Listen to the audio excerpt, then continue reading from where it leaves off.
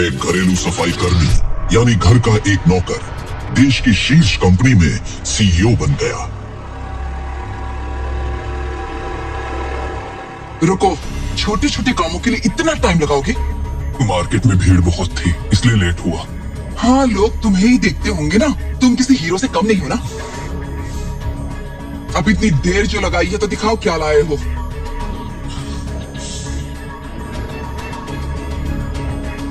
तुम्हें तो घर के कामों की बिल्कुल समझ नहीं है। क्या कहा था और क्या उठा कर लेकर आए हो?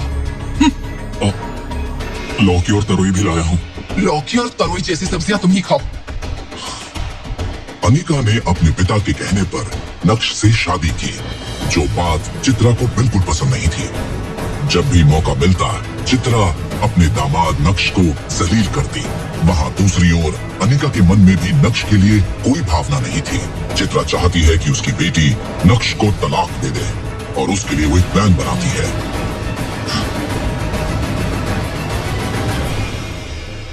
अनिका, मैंने कहा था ना, उसे किसी काम की समझ नहीं है। वो जो करता है उससे हमें गुस्सा आता है। तुम जबरदस्ती उसके साथ क्यों रह रही हो? मेरी मानो तो उसे तलाक दे दो। शादी को 2 साल हो गए हैं और वो अभी तक घर पर ही बैठा है। माँ, मैंने आपसे कितनी बार कहा मुझे कोई प्रॉब्लम नहीं है, भले ही वो कोई काम करे या ना करे। मेरे पास जितना भी है ना, मैं मैनेज कर लूंगी। आप खामोखा परेशान मत होइए। ठीक है, नहीं बोलूंगी। तुम्हारी वजह से ही उसकी आदतें खराब होती जा रही हैं। अब तक तो ये घर और कंपनी अच्छी तरह से चल रही हैं। जो चाहे कर लो, पर वो तुम्हारा घर नहीं संभाल पाएगा। अगर कोई मुसीबत आ गई तो तुम्हें छोड़कर भाग जाएगा। मम्मा, वो बहुत अच्छे से संभाल लेगा। सब कुछ परफेक्ट नहीं होता है। आप भी ना। और ये कहकर अनिका वहाँ से नाराज होकर चली जाती है। पोछा लग जाए तो कॉफी बना देना। नक्श सिर हिलाकर कहता है हाँ। इतनी बेइज्जती के बाद भी नक्श चुपचाप अपना काम करता रहता है। नक्श, हाँ? मम्मी को कॉफी देने के बाद जरा ऊपर आना।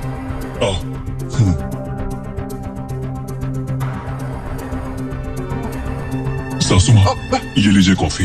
ये क्या तरीका है? कॉफी मुझ पर गिर जाती तो? सॉरी, अनिका बुला रही है, वहाँ जाना है। कॉफी ठीक से तो बनाई है ना? अगर कॉफी अच्छी नहीं हुई ना तो अपनी बेटी से कहकर घर से निकलवा दूंगी। नक्श, तुम आ रहे हो या नहीं? अब यहाँ क्या खड़े हो? वो बुला रही है, जल्दी जाओ।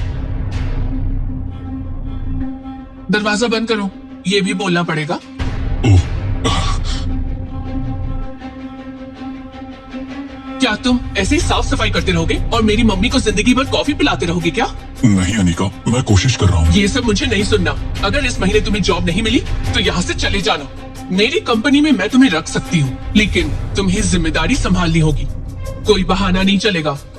अपना हुनर दिखाना होगा, तब जाकर मुझे खुशी होगी, समझे? कुछ समझ आया कि नहीं? हाँ? सुन रहे हो ना? हाँ, मैं समझ गया अनिका। अब मेरे साथ आओ। कंपनी में कोई इम्पोर्टेंट मीटिंग थी, जिसके लिए अनिका को नक्श अपनी स्कूटर से ही ऑफिस ले जाता है, जहाँ विहान उसका इंतजार कर रहा है। हेलो अनिका, क्या हुआ? हाय। इतनी देर हो गई?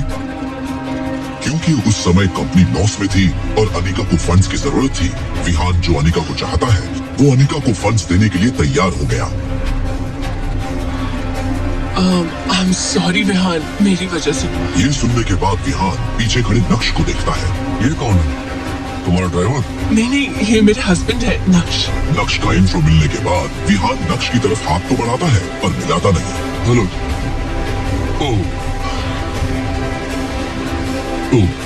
सॉरी नक्श, तुम आखिर करते क्या हो? कोई बिजनेस है क्या? नहीं विहान, ये जॉब की तलाश में है, यहाँ वहाँ ट्राई कर रहे हैं। विहान ये सुनकर चौंक जाता है। उसे लगा नक्श से बात करना फिजूल है। वो बस मुस्कुराता है। जिसका पति इतना बड़ा लूजर है, उसे पटाना तो मेरे बाएं हाथ का खेल है। विहान कुछ सोचते हुए कहता है, मेरी कंपनी में पोस्ट खाली है, ज्वाइन करना चाहोगे? हाँ। विहान के अचानक पूछ लेने पर नक्श को समझ नहीं आता कि वो क्या जवाब दे। ऑफ कोर्स, ये करेंगे। चिंता मत करो, अच्छी जॉब है। अनिका और विहान दोनों अंदर चले जाते हैं और अनिका नक्श को जाने का इशारा करती है। नक्श वही बातें सोचते हुए घर वापस लौटता है। क्योंकि वो अपने ख्यालों में खोया हुआ है, दूध उबलकर गिर जाता है। चित्रा ये देखकर उसे बहुत डांटती है।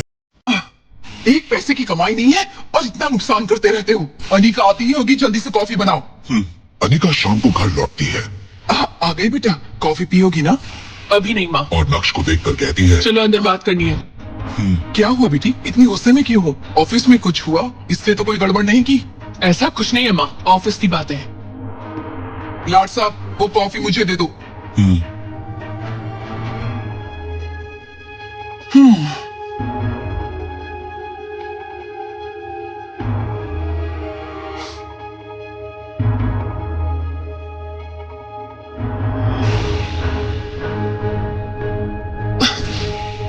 अगर तुम्हें सामने से कोई जॉब ऑफर कर रहा है तो क्या प्रॉब्लम है?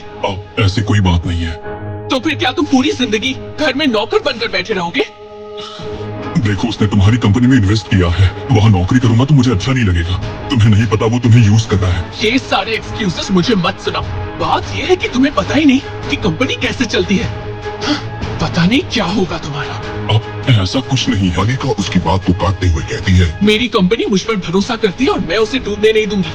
तुम मुझे धोखा दे रहे हो, पर मैं विहान को किसी भी हाल में धोखा नहीं दूंगी। फिर नक्श अनिका से कहता है, ठीक है अनिका, मैं वो नौकरी करूंगा। ये सुनकर अनिका नक्श के पास आकर उसे गले लगाती है। कई सालों बाद अनिका नक्श के इतने करीब आई। नक्श इस बात से खुश हो जाता है। मैं विहान को कॉल करती हूँ। अनिका फोन निकालती है और विहान को कॉल करती है। हाय। हेलो विहान, सॉरी मैंने तुम्हें डिस्टर्ब किया। मेरे हस्बैंड जॉब के लिए मान गए, तुमसे मिलना चाहते हैं। ठीक है, कल उसे मेरे ऑफिस भेज देना। Thank you so much. नक्श, विहान तुम्हें जॉब देने के लिए रेडी हो गए। मैं तुम्हारे लिए बहुत खुश हूँ। अनिका को ये जानकर बहुत खुशी होती है। उसके दिल में विहान की रिस्पेक्ट बढ़ जाती है। वहाँ मैनेजर विहान के फोन काटते ही उसे डांटता है। क्या कहा? क्या सच में आप उसे जॉब देंगे? मुझे क्या किसी पागल कुत्ते ने काटा है? ये सुनकर मैनेजर को समझ नहीं आता कि वो क्या कहे। वो चुपचाप देखता रहता है। वो सबसे ईमानदार और भरोसेमंद बंदा है और हमें भी सिक्योरिटी की बहुत जरूरत है, तो क्यों ना इसका फायदा उठाया जाए। इस पर मैनेजर जोर से हंसता है। अगले दिन अनिका नक्श के साथ विहान की कंपनी में आती है। इंटरव्यू के लिए टेंस्ड नक्श वहाँ लॉबी में वेट करता है। All the best. मैं विहान से मिलकर आती हूँ। कंपनी के शेयर्स की वैल्यू कम क्यों हो रही है? आई डोंट अंडरस्टैंड कि हमारी कंपनी मार्केटिंग स्ट्रेटेजी में इस तरह से लगातार फेल क्यों होती जा रही है। Do something. अगर ऐसा ही चलता रहा तो हम अपने इन्वेस्टर्स को क्या जवाब देंगे? मैं एक बड़े बिजनेसमैन को जानता हूँ जो ऐसी सिचुएशन को बहुत अच्छे से एनालाइज करता है। उनसे एक बार बात करते हैं। आई थिंक वो मदद कर सकता है। Then do it now. Okay.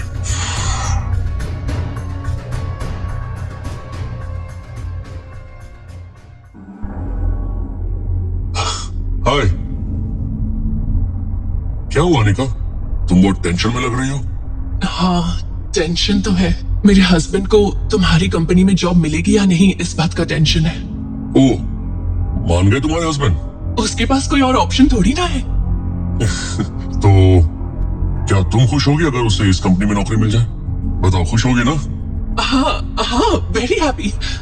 तो समझो कि नौकरी मिल गई। मेरे हस्बैंड बाहर वेट कर रहे हैं। ओह, ओके, लेट्स गो। हाँ। नक्श वहाँ लॉबी में इंटरव्यू का इंतजार कर रहा है। नक्श को देखते ही विहान की कंपनी का सीईओ नक्श से बात करने आता है। सर, मुझे यकीन नहीं हो रहा सर। सीईओ के ये कहते ही सब चौंक जाते हैं। क्या आप ये कंपनी खरीदने आए हैं? विहान भी वहाँ पहुंच जाता है और ये सब देखता है। जरा हटना, ये यहाँ कंपनी खरीदने आया है? तुम्हारा दिमाग खराब हो गया क्या? ये यहाँ नौकरी के लिए आया है। सर, लगता है दिमाग तो आपका खराब हो गया। सीईओ की ये बात सुनकर सब लोग शॉक हो जाते हैं। आप जानते भी हैं कि आदमी कौन है? बाकी लोग तो शॉक्ड हैं, लेकिन अपने सीईओ को इतना सीरियस देखकर विहान भी चौंक जाता है। इन्हें कोई नौकरी पर रखे ऐसी कंपनी अभी तक बनी नहीं है। इन्हें तो कोई जॉब करने की जरूरत ही नहीं है। ये तो ऐसी पर्सनालिटी है कि जब चाहे बस खड़े खड़े बड़ी से बड़ी कंपनी खरीद सकते हैं। तुम्हें पता भी है तुम क्या बोल रहे हो?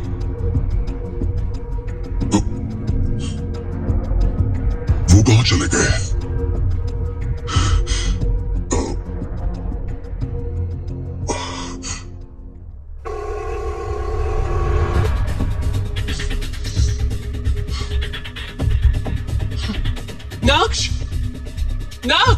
नक्श कहाँ हो तुम? क्या हुआ?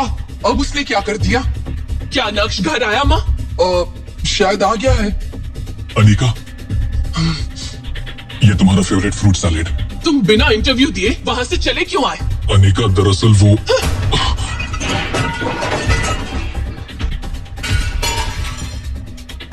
तुम्हें वो जॉब करनी है भी या नहीं, बोल दो। अनिका, क्या हम अंदर चलकर बात करें? तुमसे क्या बात करूं? मुझे तो शर्म आ रही है कि मैंने विहान से मदद मांगी ताकि तुम्हें जॉब मिल सके और तुम वहां से भाग आए। मुझे तुम गलत समझ रही हो अनिका। बस करो, अब मैं सब समझ गई हूँ। पता चल गया कि तुम किसी काम के नहीं हो। इतने वक्त से मेरी माँ मुझसे कहती रही, लेकिन मैं उनकी बातों को टालती रही, तुम पर भरोसा करती रही, लेकिन आज वो भी खत्म हो गया। सच्चा वेस्ट। अनिका,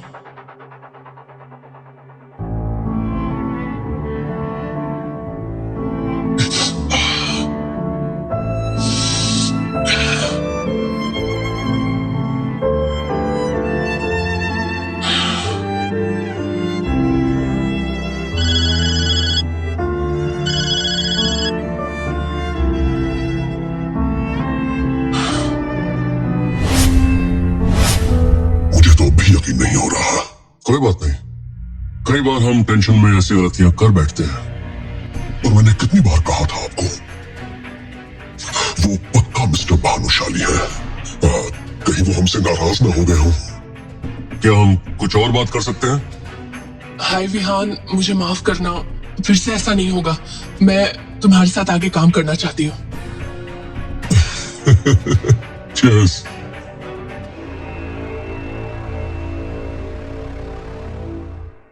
क्या बात है बेटा, ये अचानक तुम्हें क्या हो गया है? कुछ नहीं, बस खाना बनाने का मन कर रहा है। मेरी बात मानो और उसे तलाक दे दो, फिर देखो ये सारी टेंशन ही खत्म हो जाएगी तुम्हारी। मम्मा प्लीज, मुझे थोड़ी देर के लिए शांति से खाना बनाने दे सकती हो? अनिका दुखी होती है। ठीक उसी समय नक्श किचन में आता है और अपने बारे में हो रही सब बातें सुन लेता है और मिठाई लेकर अनिका के पास जाता है। अनिका, मैं तुमसे कुछ कहना चाहता हूँ। क्या हुआ, बोलो। इतना क्यों झिझक रहे हो? वो बात ये है कि मुझे नौकरी मिल गई है, इमीडिएट ज्वाइनिंग है। हाँ? वाह, ये तो बहुत अच्छी खबर है। तुम ये कहने के लिए इतना झिझक क्यों रहे थे? मुझे लगा पता नहीं तुम कैसे रिएक्ट करोगी। मैं कैसे रिएक्ट करूंगी?